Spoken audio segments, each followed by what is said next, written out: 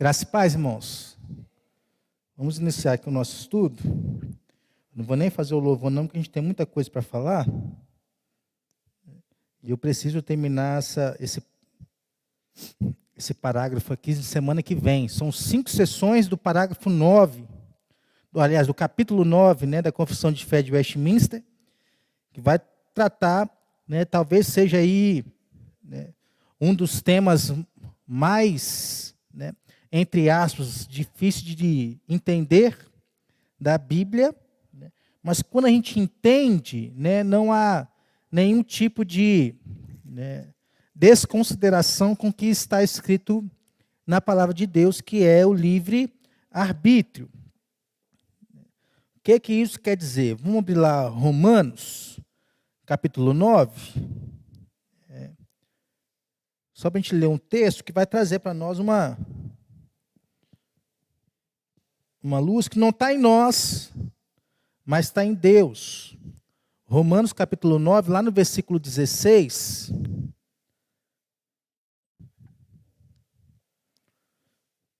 Vai dizer o seguinte lá. Assim, pois, não depende de quem quer ou de quem corre, mas de usar Deus a sua misericórdia. Né? Então, como que nós vamos entender aqui? Né? Sempre foi difícil explicar o livre-arbítrio. Nós temos aí discussões desde o primeiro século, né, até hoje sobre o livre-arbítrio. Né? Da mesma forma com que é uma doutrina simples de entender, né, é muito delicada de entender.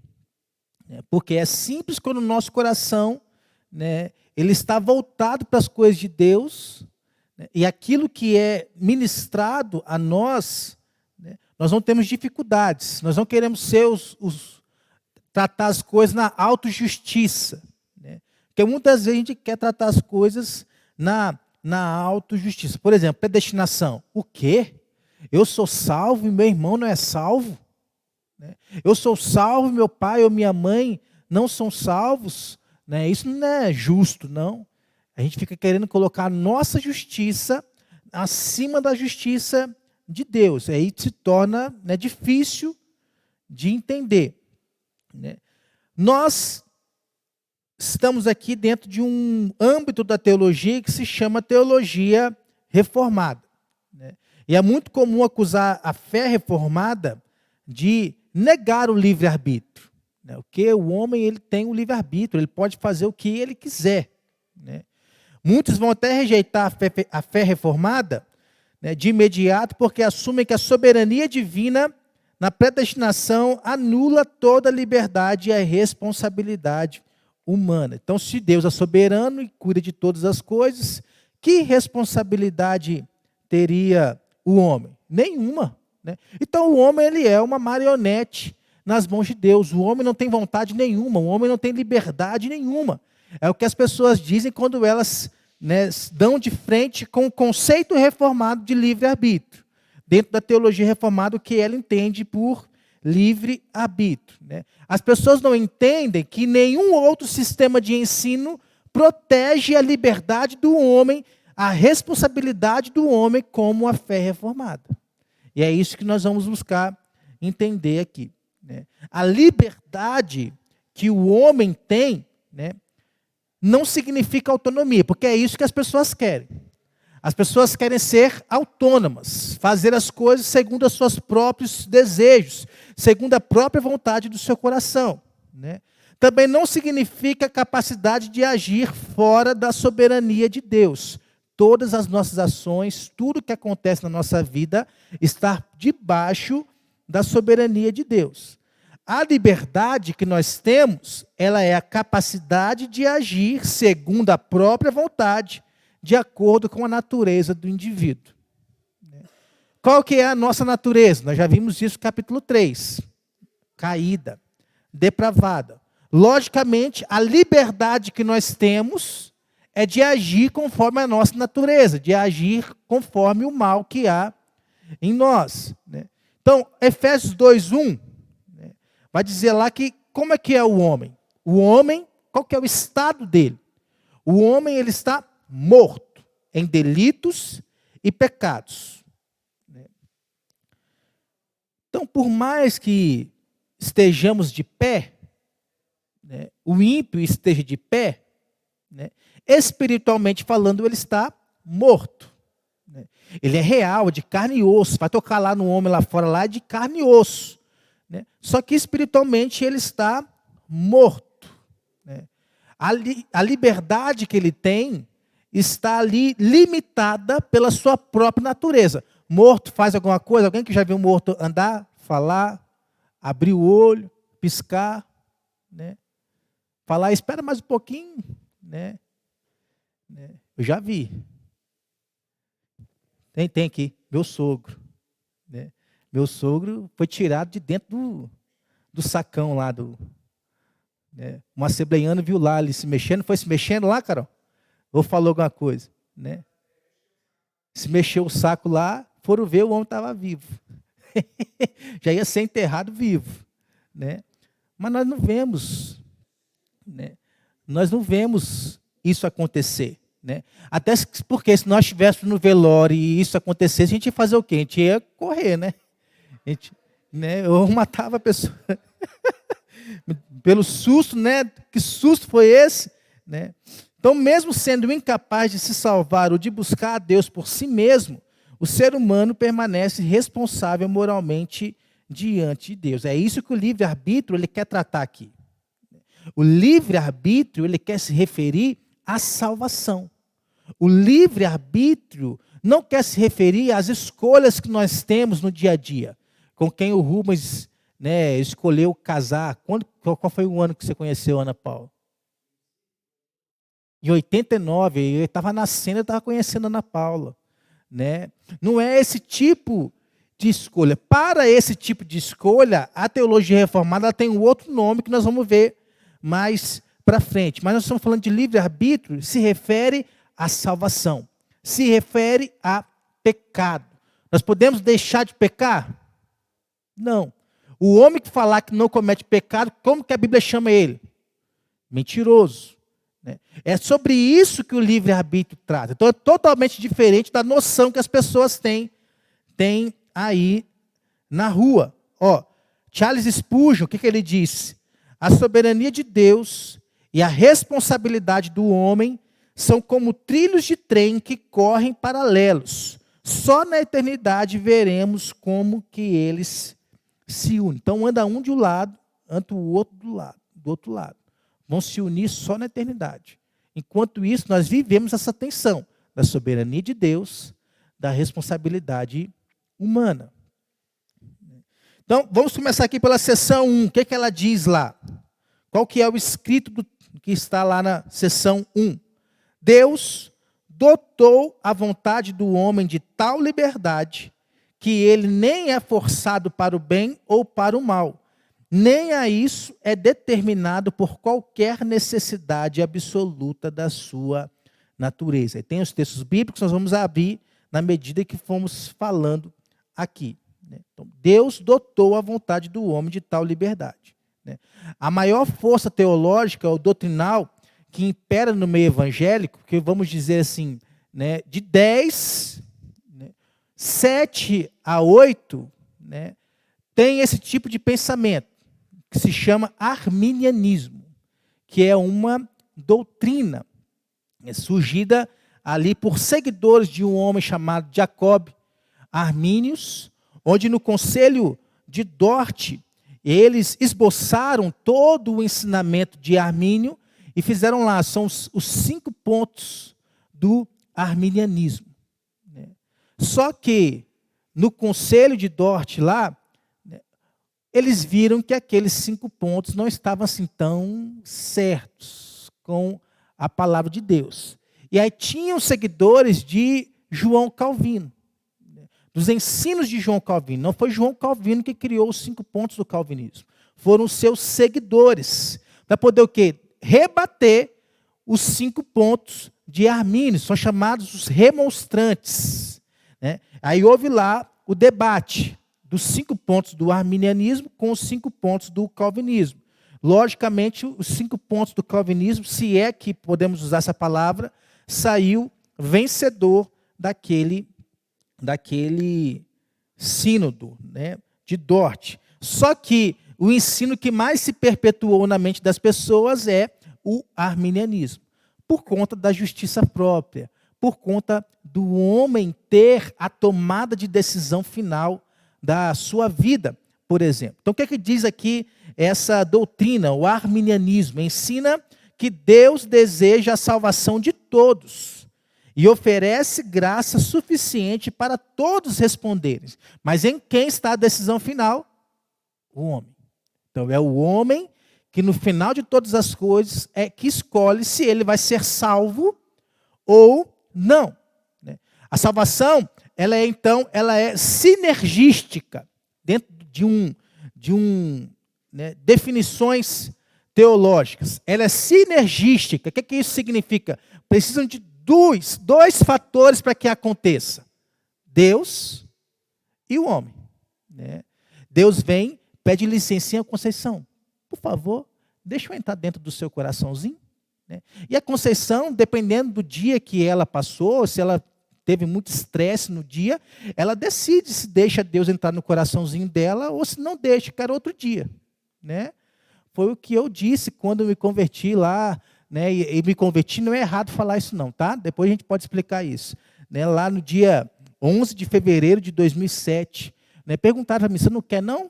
E lá na frente, no apelo, não, eu falei, não, esse negócio não é para mim não, esse negócio aí é para vocês. Eu estou aqui no retiro aqui porque vocês são meus amigos, senão nem que eu estava lá na praia curtindo o carnaval. Não deu 30 minutos, eu estava lá na frente chorando igual um bebê, me entregando a minha vida ao Senhor. Então é isso que ensina a teologia arminiana. O homem, ele é o centro de tudo. Por quê? É ele quem escolhe, é ele quem decide. É ele que tem este poder de se levar para o céu. Tanto que o arminiano, ele pensa que irá para o céu porque ele decide ir. Deus chama, oferece, tem a palavra é pregada, contudo a decisão final é o homem quem faz. É o homem que tem este controle de fazer a decisão final. Deus fica apenas observando, vamos ver o que ele vai escolher. Escolhe eu. Lembra lá quando a gente ia jogar bola quando era pequeno, tirava o paroinho para lá, ficava doido para me escolher lá, Eu era o último a ser escolhido. Fazer o quê? Então, no fundo, parece que Deus nem sabe o que vai acontecer. Vamos o quê? Vou jogar a isca aqui, vamos ver quem é que vai pegar aqui. Aleatório, coisa aleatória. Deus não é conhecedor de nada. Fica à mercê do homem decidir se ele vai ser salvo ou não. E aí, se você decide, ainda existe a possibilidade de, no final, você se arrepender da escolha que fez e voltar atrás. É por isso que, dentro da teologia arminiana, o homem ele pode perder a sua salvação. Um dia ele pode ser salvo, no outro dia ele não acordou bem, brigou com a mulher no dia anterior, está cansado porque tem que ir trabalhar e não está ganhando bem, então ele decide não ser salvo mais. 2 dias depois as coisas melhoraram, o estresse passou, aí ele decide se ele é salvo novamente. Para compreender esse fato, devemos observar o que é o livre-arbítrio. Definição, então, do que é o livre-arbítrio. Por livre-arbítrio, queremos dizer que a vontade do homem não é coagida, o homem não é forçado por alguma força externa superior a si mesmo a fazer algo que não queira fazer, mas o homem ele é livre para fazer o que ele quer fazer dentro dos limites da sua capacidade. A nossa liberdade, então, ela é limitada. Nós vamos entender o que isso significa. Porque o que mais pode ser a liberdade ou a autonomia se não fazer o que quiser? A gente quer isso. A gente quer fazer o que a gente quer. Eu quero ter o carro que eu quero. Eu quero casar com quem eu quero. Eu quero isso porque eu quero. A gente estava vendo um vídeo lá, esse tempo atrás, o youtuber lá estava procurando um carro para comprar. Aí eu falei, eu mereço. Eu trabalhei tanto, meu dinheirinho foi tão suado, eu mereço ter um carro desse. né? E ele quer liberdade de escolher o carro que ele quiser, porque ele acha que ele é merecedor disso, né? Mas nós temos que tomar cuidado, porque liberdade não é a mesma coisa de capacidade. É aqui que entra, né, talvez a grande questão do livre-arbítrio que as pessoas não entendem. O homem ele é livre, né? Sim, mas ele não tem em si a capacidade de se salvar. Ele não tem a capacidade de salvar a si mesmo. A confusão dessas coisas distintas é responsável por muitas ideias erradas sobre o tema do livre-arbítrio. Se abrimos aí, já está na tela, não precisa nem abrir, né? Eclesiastes capítulo 7, versículo 29. O que está escrito lá? Eis o que tão somente achei, que Deus fez um homem reto, mas ele se meteu em muitos desvios. Deus fez um homem reto, criação, soberania, mas o homem se meteu em muitos desvios, responsabilidade humana. Foi o que aconteceu com quem? Adão e Eva. Foi o que aconteceu com eles. Deus tinha feito o homem reto, né? Sem pecados. Vamos ver no capítulo 2, mais, na seção 2, mais sobre isso. Mas ele se meteu em enrascada. E aí carregou todos nós. Ele se levantou aí, quer falar alguma coisa? Ele se levantou a mão aí? Pode perguntar, tá, irmão? Pode falar o que quiser, tá? Então, Deus criou o homem como natureza reta, né? Não para a morte, mas para a vida, né? Capaz de escolher o bem. O homem podia fazer o que ele quisesse ali dentro do jardim do Éden. Menos o quê? Oi? Comer do fruto, né? Mas ele usou dessa liberdade que ele tinha para se desviar e escolheu o pecado. Por isso que Deus ele não é o autor do pecado. Já falamos sobre isso, né? A nossa liberdade ela é real, né? A queda que nos inclina ao pecado. E o que pode nos restaurar, né, é a graça de Deus, para que a gente não viva a vida toda inclinada pelo pecado, mas a gente vive uma vida que glorifique a Deus. É por isso que a confissão diz o quê? Deus dotou a vontade do homem de tal liberdade. O sujeito da ação aqui é o quem? Deus. E o que ele fez? Deu ao homem. Dotou, ele deu ao homem. É um dom de Deus. Ele deu liberdade ao homem. Nós vamos entrar nisso aí, é exatamente isso aí. Depois que comeu do fruto, não existe mais essa possibilidade, né? Então o homem ele foi criado com capacidade de fazer escolhas genuínas. Foi o que aconteceu, sem anular a sua responsabilidade. Por quê? Essa liberdade reflete o quê? A imagem de Deus. Deus colocou a imagem dele lá no homem.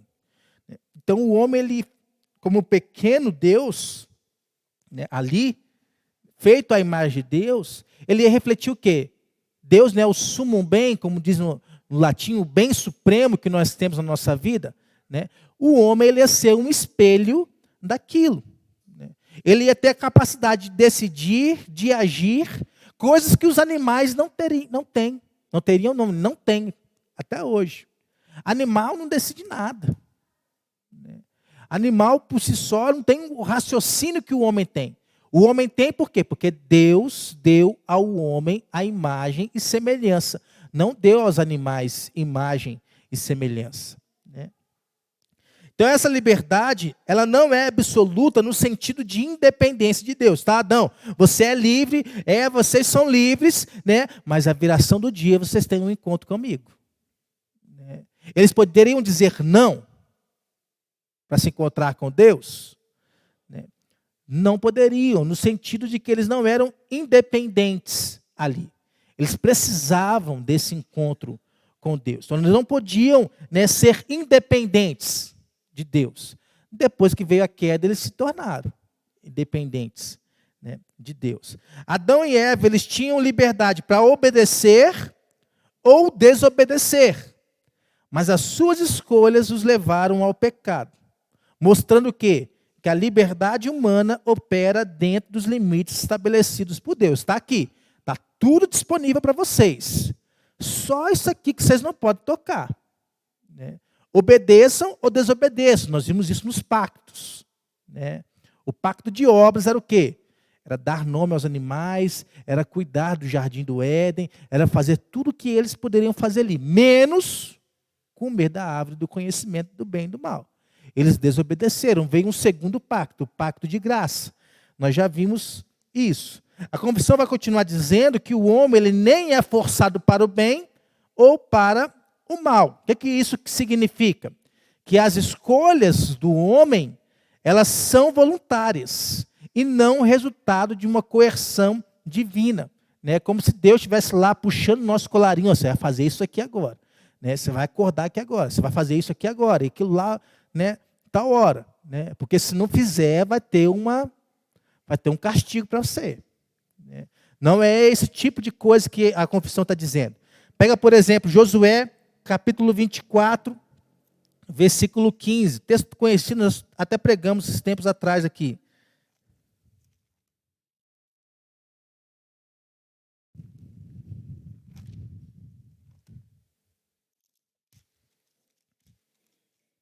Qual é a palavra que está lá?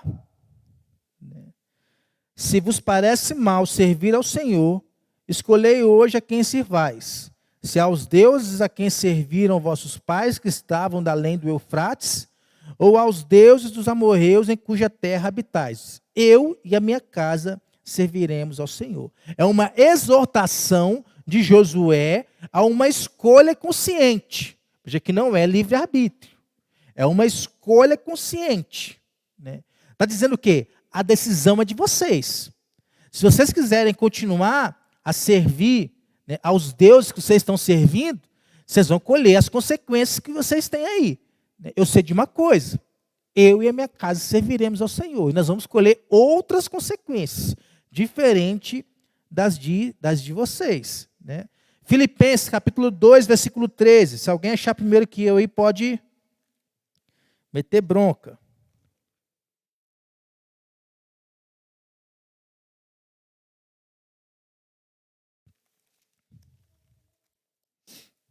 Dois, 13.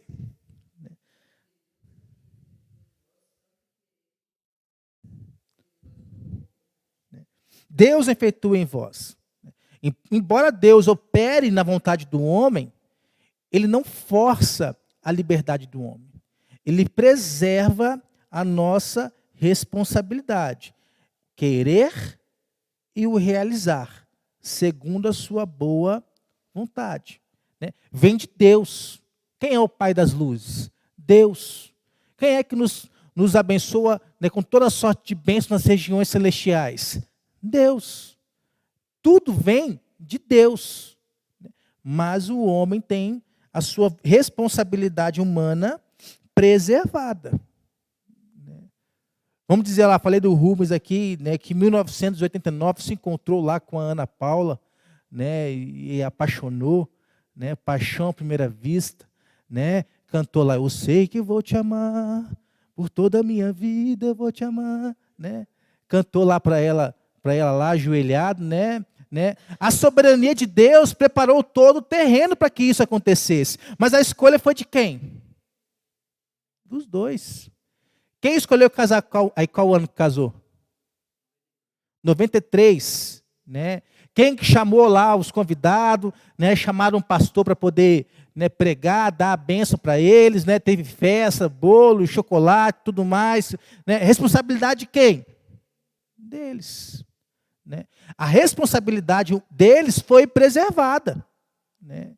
Por trás estava Deus, né, cuidando de todas as coisas, fazendo a vontade dele, o querer e o realizar. Né? Na conversão, né, ninguém é arrastado, vem cá, Conceição, aqui, vou puxar pelos cabelos aqui, vem cá aceitar Jesus aqui. Não. Ninguém é arrastado, né, contra a sua vontade, né, para Cristo. O Espírito Santo vem através da palavra de Deus, né, renova o coração, né, torna a escolha desejável. Aí quem é que levanta a mão? Eu quero. Sou eu. Quem é que vai conversar com o pastor, com a liderança da igreja. A partir de hoje eu queria, né, firmar com Deus em uma vida, né, de santidade. Sou eu. É por isso que a expressão eu aceitei a Cristo, ela não é uma expressão errada. É a verdade. Né? Quem é que estava lá chorando igual uma criança lá? Era eu. Era a minha pessoa. Eu estava usando da minha liberdade. Né? Mas por trás de tudo estava o Espírito Santo. Só conseguiria chegar lá se o Espírito Santo tivesse, né, regenerado o meu coração. Chamada irresistível, exatamente.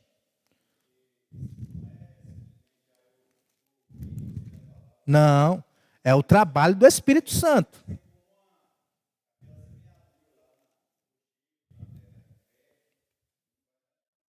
Exatamente, né? João capítulo 6, versículo 44 vai dizer o quê? Ó? Ninguém pode vir a mim se o Pai que me enviou não o trouxer, e eu ressuscitarei no último dia. Então, se não houver essa operação do Espírito Santo, nós vamos vai falar sobre isso no capítulo 10, da vocação eficaz, né, que vai ter aí uma segunda chamada lá na fé salvadora, que é o capítulo 14, se não me engano. Né? Então, vem o Espírito, vem a palavra, faz o trabalho, mas a gente levanta a mão. É a nossa responsabilidade. A soberania de Deus ela não é anulada. Né? E ao cair, Adão e Eva caírem, né, o homem se tornou morto, escravo do pecado, sem condição de fazer o bem por conta própria, sem condição de salvar a si mesmo, porque ele é incapaz de decidir quanto a Deus, né, quanto ao bem. Nós não temos esse poder vem de Deus.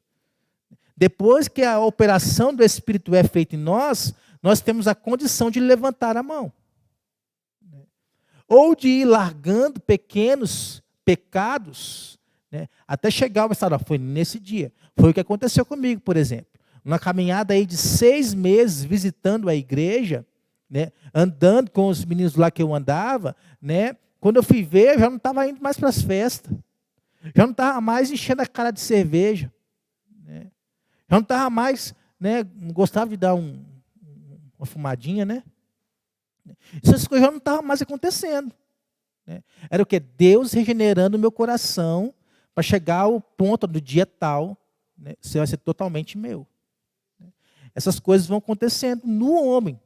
Não é o homem que vai fazendo isso por conta própria, mas é Deus que vai operando na vida do homem. Então a nossa liberdade ela é natural, sem determinação natural. Nós somos responsáveis por nossas ações. Mas o que é que isso significa? Nem a isso é determinado por qualquer necessidade, diz a confissão de fé. O que é que isso significa? A vontade humana não é governada por uma necessidade absoluta de sua natureza. A necessidade absoluta da minha natureza é ter um Audi RSQ8. Né? É estar andando lá naquelas pistas da Alemanha, que é só reta, não tem nenhum buraquinho. Né? Tem nada. Né? A minha vontade, a minha natureza, ela quer isso. Mas hoje eu tenho condição de fazer isso? Não tenho. É o que eu queria, mas eu não posso. Não posso fazer isso. Então a minha natureza não governa os meus desejos.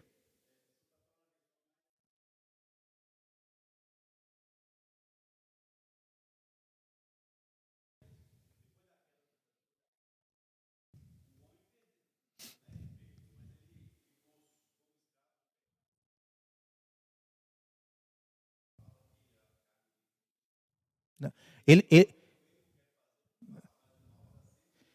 ele- por quê? Porque qual que é a natureza do homem? Do homem sem Deus, logicamente, né? Caída, inclinada ao pecado. Então ele não tem como fazer outra coisa que não seja fazer aquilo que a natureza dele quer. Pega o urubu, por exemplo. O urubu, eu boto lá 2 pedaços de carne para ele.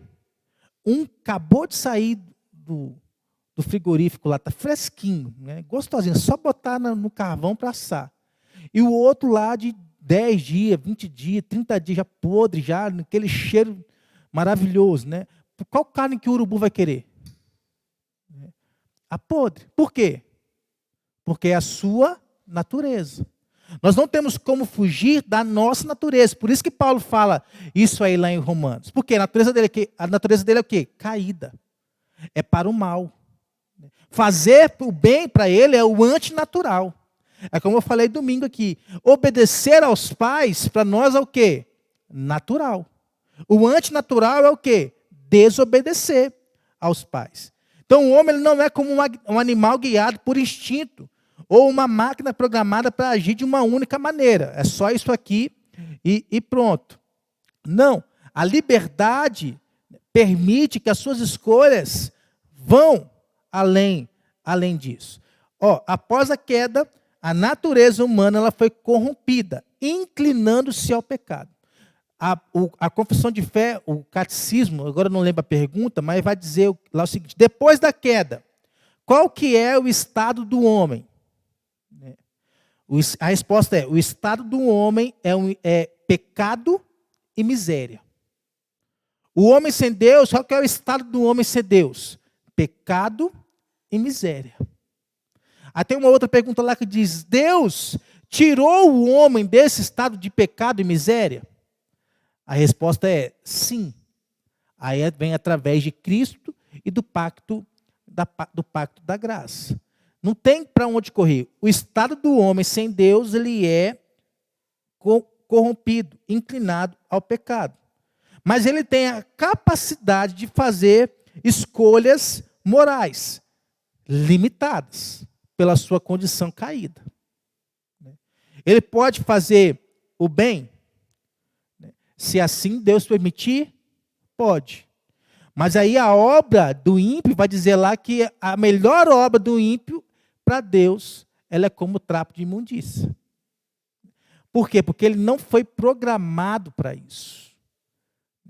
O cristão não. Efésios 2,9 lá vai dizer que somos feitura de Deus, criado para o quê? As boas obras. Então, fazer boas obras para o cristão é algo antinatural? Não, é natural. Tem que se fazer boas obras. A regeneração pelo Espírito restaura a capacidade de escolher o bem. Dar-vos-ei coração novo. Porei dentro de vós um coração novo. Né? Tirarei o coração de pedra e colocarei um coração de carne. É isso que Deus faz com a gente e nos tira desse estado de pecado e miséria. Não há ação ou decisão nossa que possa ser reduzida a alguma lei natural, alguma força do universo, alguma herança biológica de nossos pais. A salvação não se dá por hierarquia, como nós lemos lá em Romanos 9:16. É com Deus. Jonas 2:9 vai dizer que a salvação pertence ao Senhor. É monergística, só depende de um. Só depende de Deus. Não depende de nós. Então nós temos que equilibrar aí a soberania de Deus e a responsabilidade humana. Como? Entendendo que embora Deus seja soberano sobre todas as coisas, Ele criou o homem com uma vontade livre que o torna responsável por suas ações depois da queda. Até depois da queda. Pega, por exemplo, a crucificação de Cristo. Está lá em Atos capítulo 2, versículo 23. Como que ela aconteceu? Ela é resultado do determinado conselho e presciência de Deus, mas ao mesmo tempo ação dos homens. Pilatos foi lá, lavou suas mãos. Você querem que ele seja crucificado? Ele vai ser crucificado. Mas por trás de Pilatos estava a soberania de Deus. Mas a responsabilidade de mandar mandar Jesus para a cruz foi de Pilatos. Responsabilidade humana. A soberania de Deus estava guiando isso, mas a responsabilidade do homem. E esse equilíbrio vai evitar dois extremos. Quais são? Você já ouviu falar, né? Eu determino. Talvez você até já fez uma oração assim, né? Eu determino. Esse é um extremo.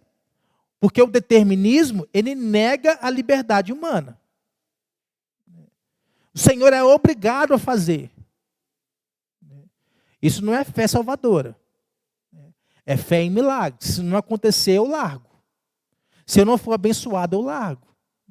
E um outro extremo é o pelagianismo, que é uma outra doutrina ainda pior que o arminianismo, porque ela exalta a liberdade humana acima da graça divina. O homem ele pode ser maior do que Deus.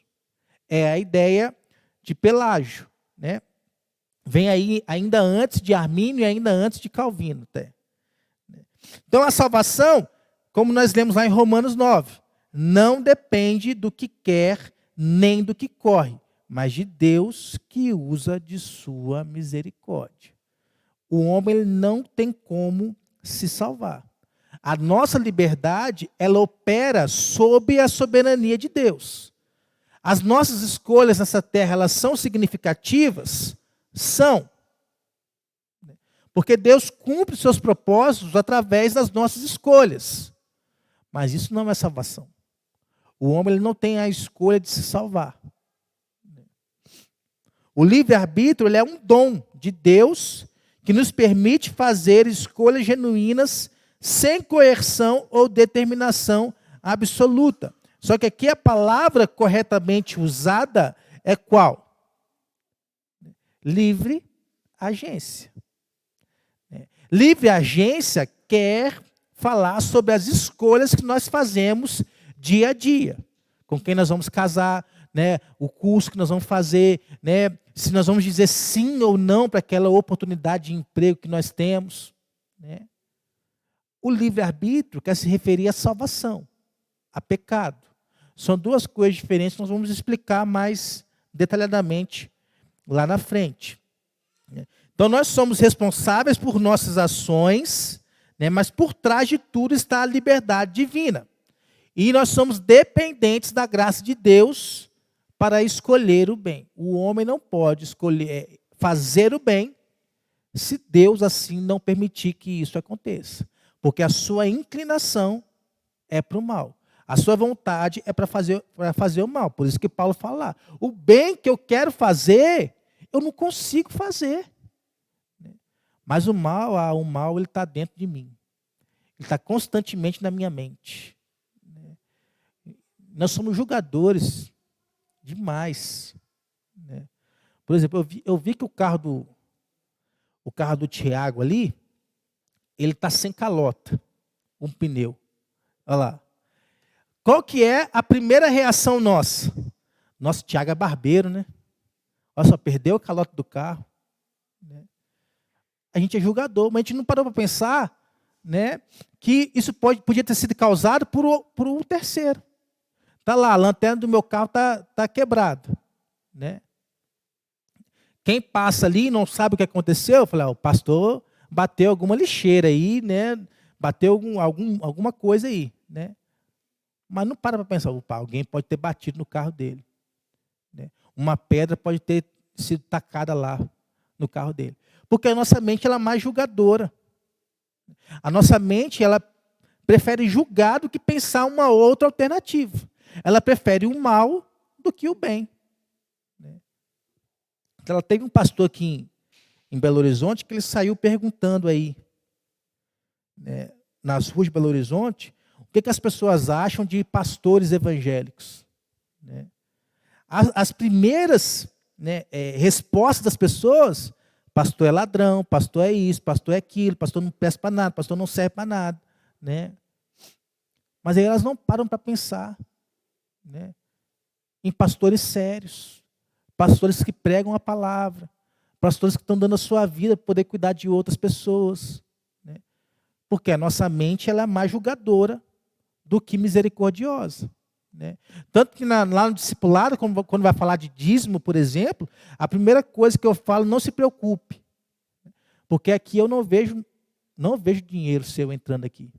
Tem uma pessoa responsável por isso. Né? E eu não vejo nada, só fico sabendo lá quanto que arrecadou, quanto que gastou, né? E vai fazendo os planos. Né? Fora isso, não fico sabendo de nada. Se chegar alguém aí e me entregar um dízimo para eu poder dar aqui, leva lá para mim que eu não estou conseguindo levar, não vou levar. Porque eu não vou tocar no dinheiro que não é meu. Vai que acontece alguma coisa. E se acontecer alguma coisa, o dízimo dela não chegar, qual vai ser o pensamento da pessoa? Poxa, roubou meu dinheiro, hein? Esse pastor é realmente como os outros. Não vai ter uma mente pensar que pode ter acontecido alguma outra coisa. Porque a nossa mente ela é sempre inclinada ao mal, aos pensamentos maus, às ações mas não ao bem. Nós dependemos da graça de Deus para poder fazer algum tipo de bem. Nós pecamos, então, porque é o quê? É o nosso desejo.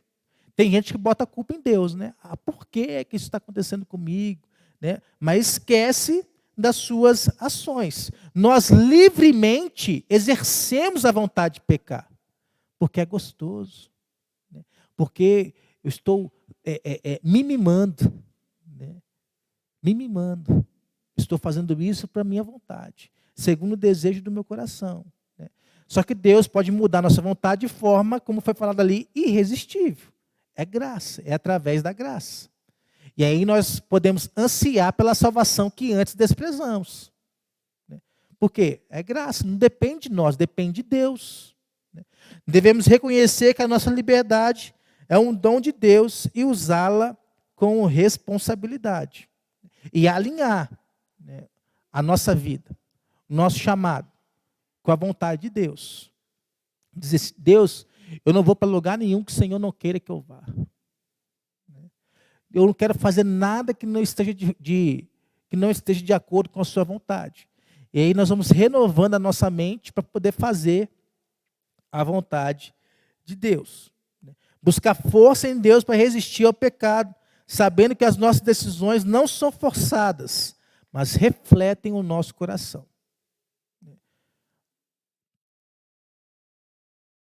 Agora deu branco. A boca fala do que o coração está cheio. Onde está o teu tesouro? Está o teu coração. Porque a gente quer cada vez mais suprir os desejos do nosso coração. Então, nós saber que não somos determinados por nossa natureza pecaminosa nos dá esperança. Agora, nós, cristãos, porque nós não somos mais escravos do pecado. Nós não vivemos mais para pecar. Nós podemos lutar contra o pecado, resistir ao pecado, mas segundo a graça de Deus, não segundo as nossas forças. Isso nos motiva a viver de forma intencional, resistindo às inclinações pecaminosas e buscando a vontade de Deus. Sessão 2, me dá só mais 15 minutinhos. Nós começamos, era 9h10. 8h10, A sessão 2 vai dizer o seguinte, mas está tranquilo? Tá, Pode falar, tá? A sessão 2 vai dizer o seguinte, o homem, em seu estado de inocência, tinha a liberdade e o poder de querer e fazer aquilo que é bom e agradável a Deus, mas mudavelmente, de sorte que pudesse decair dessa liberdade e poder. Agora nós vamos entrar na parte dos estados. O homem, ele tem 4 estados. Vamos começar pelo estado de inocência. Na primeira sessão, nós somos informados que a vontade do homem, ela é livre. Mas ela não está comprometida nem mesmo pela queda. Nós somos livres, mas não livres para fazer o que nós queremos fazer. A nossa liberdade ela é limitada. Em um certo sentido, isso sempre ocorreu com a humanidade e ficou mais evidente antes do pecado entrar no mundo. Que antes do pecado entrar no mundo, qual que era o estado do homem? Esse estado de inocência. O que é que isso significa? Adão e Eva foram criados em um estado de inocência. Olha só, eles tinham a liberdade e o poder de querer e fazer aquilo que é bom e agradável a Deus. Pensa numa vida, é o que nós queremos. É o que a gente quer. Querer e fazer aquilo que é agradável a Deus. Viver no centro da vontade de Deus. Isso quando? Antes do pecado entrar no mundo. Eles não tinham só a liberdade para escolher o bem, mas também eram capazes de escolher aquele bem, um bem maior, Deus. O homem tinha uma personalidade sem pecado, ele foi criado reto. Ele não foi criado para a morte, ele foi criado para a vida. Então ele desejava o que era bom e agradável a Deus, para fazer o que estava dentro, de acordo com o seu próprio desejo. Ele tinha liberdade absoluta para fazer o que ele queria, quisesse fazer, por conta da imagem de Deus que estava no homem, né? Ele tinha liberdade, ele era capaz de escolher o bem, porque refletia a imagem de Deus, né? A natureza do homem era o que? Livre de corrupção. Só desejos bons. Só que isso se perdeu. Isso se perdeu. A imagem do homem, a liberdade do homem não era corrompida pelo pecado. O homem não era autônomo. Mesmo assim, ele era dependente de Deus. Então, Deus foi lá, deu a Adão a liberdade de comer de todas as árvores do jardim, exceto de uma. Havia uma proibição. E aí vai mostrar que essa liberdade humana era estruturada dentro dos limites estabelecidos por Deus. A única coisa que eles não podiam fazer. O que a confissão de fé vai dizer lá? A liberdade de Adão era mudavelmente, de sorte que pudesse decair dessa liberdade e poder. Então ele tinha uma liberdade, mas ele poderia cair. Ele poderia usar essa liberdade para fazer os seus próprios desejos. Porque ele, mudavelmente, isso aqui que é central para a gente poder entender aí. Por exemplo, aqui Gênesis 3, versículo 6.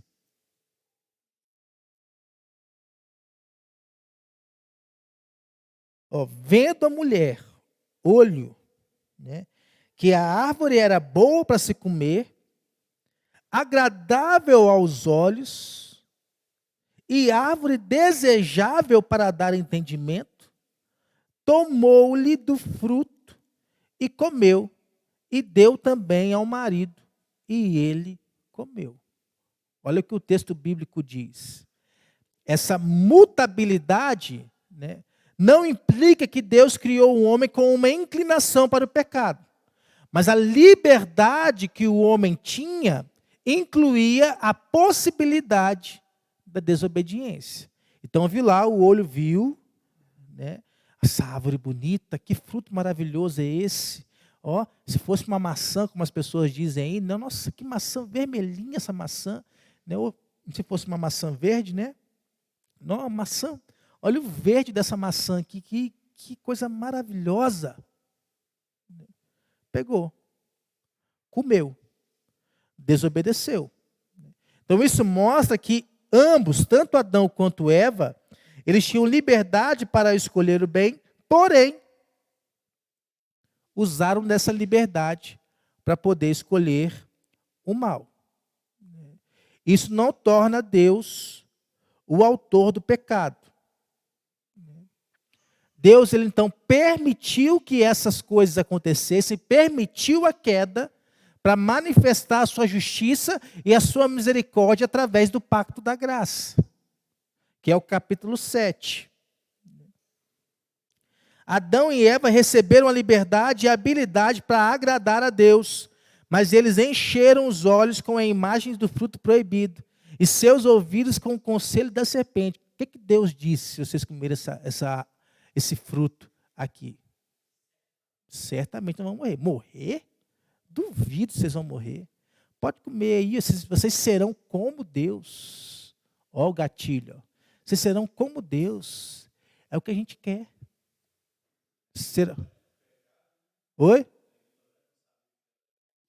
Ué. Aguçou a mente, aguçou os olhos, depois aguçou o paladar. né? Então eles escolheram fazer o bem. Desejaram que eles nunca deveriam ter nem mesmo pensado. Caíram e nós caímos com ele. Eles estavam no estado de inocência. Nesse estado de inocência, como o Walter falou ali, eles podiam não pecar. Eles podiam dizer não para a serpente. Eles podiam não, você está errada, vamos sair daqui, vamos embora. Mas não foi isso que eles fizeram. A queda, ela não foi um acidente. Logicamente, foi parte do plano de Deus. Que como nós vimos no capítulo 5, por exemplo, da providência, que Deus usa até o nosso pecado para cumprir os seus propósitos na nossa vida. Para nos tornar mais dependentes dele. Né? Para nos frear. Para mostrar quem nós somos. Para nos botar no nosso devido lugar. O capítulo 5 vai nos mostrar isso. Então, a imagem de Deus, quando isso aconteceu, ela foi distorcida pelo pecado. Por isso, nós vivemos 100% a imagem de Deus? Não, porque ela foi distorcida pelo pecado. Mas a nossa imagem e semelhança de Deus, ela foi renovada por Cristo, porque senão seria muito pior. Olha quem nós éramos e olha quem nós somos hoje. E aí nós recebemos uma nova capacidade agora pelo Espírito para desejar fazer o que é agradável a Deus. Mas mesmo assim a nossa liberdade permanece dependente da graça divina. É uma liberdade vigiada. O ensino então da confissão de fé sobre o livre-arbítrio, no estado de inocência, nos desafia a refletir sobre como usamos a nossa liberdade hoje. Nós somos livres? Nós somos livres. Mas nós não somos capazes de fazer aquilo que nós queremos fazer. Liberdade e capacidade são duas coisas diferentes. Nós não temos mais a mesma liberdade sem mancha que Adão tinha. Nós somos chamados a viver a imagem de Deus restaurada em Cristo, nas nossas escolhas diárias de obedecer o mandamento de Deus, de amar o próximo como a nós mesmos, de buscar ter uma vida santa. Nós somos chamados a viver nessa tensão. A nossa condição caída e a promessa da renovação em Cristo. E se não for a graça de Deus para nos guiar, nós sempre vamos ser lançados, né, para o curral. Assim como o filho pródigo foi lançado lá para o curral, para comer com os porcos. Nós vamos sempre estar lá. Se depender de nós, vamos sempre estar lá. Mas se dependermos da graça de Deus, nós vamos estar sempre diante de um Pai que está com braços abertos para poder nos receber. Nos dar roupa nova, nos dar comida, botar um anel no nosso dedo, botar uma sandália no nosso pé, né, para poder caminhar conosco. O homem foi criado com liberdade e capacidade para fazer o que é bom, mas com a possibilidade de cair. Ele podia não pecar. Isso nos aponta para a bondade de Deus na criação, a realidade do pecado e a esperança da redenção em Cristo. A seção 3 vai continuar essa de que o homem ele tinha a possibilidade de não pecar. Vai falar sobre o estado de pecado. Agora o homem ele não tem a possibilidade de não pecar. No estado de inocência ele tem a possibilidade de não pecar. No estado de pecado ele não tem a possibilidade de não pecar. Ele é um pecador por natureza. Mas essa aqui vai ficar para a semana que vem, em nome de Jesus. É tranquilo? Pode falar.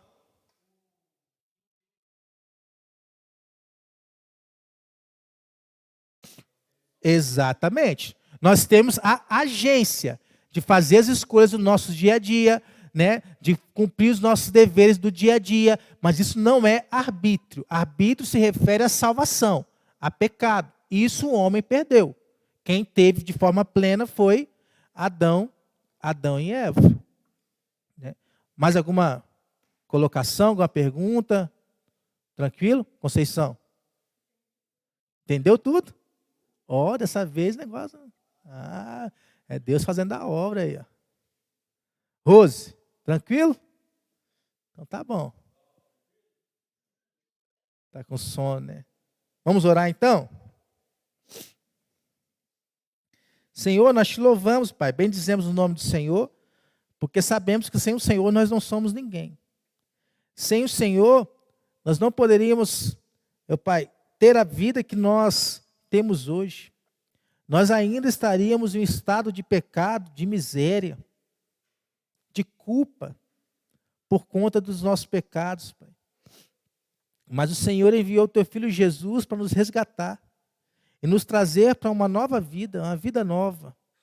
Para mudar a nossa realidade, mudar o nosso coração, mudar a nossa história. E isso de forma irresistível. Não somos nós que vamos até o Senhor, mas é o Senhor que vem até nós. E o Senhor vem até nós para o nosso bem, nunca para o nosso mal. Porque o Senhor sempre trabalha para o bem daqueles que amam o Senhor. E nós cremos nisso.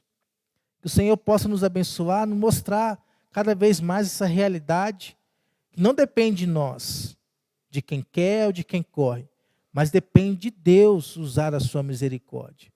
E nós cremos que fomos alvos da tua misericórdia, salvos pela graça mediante a fé.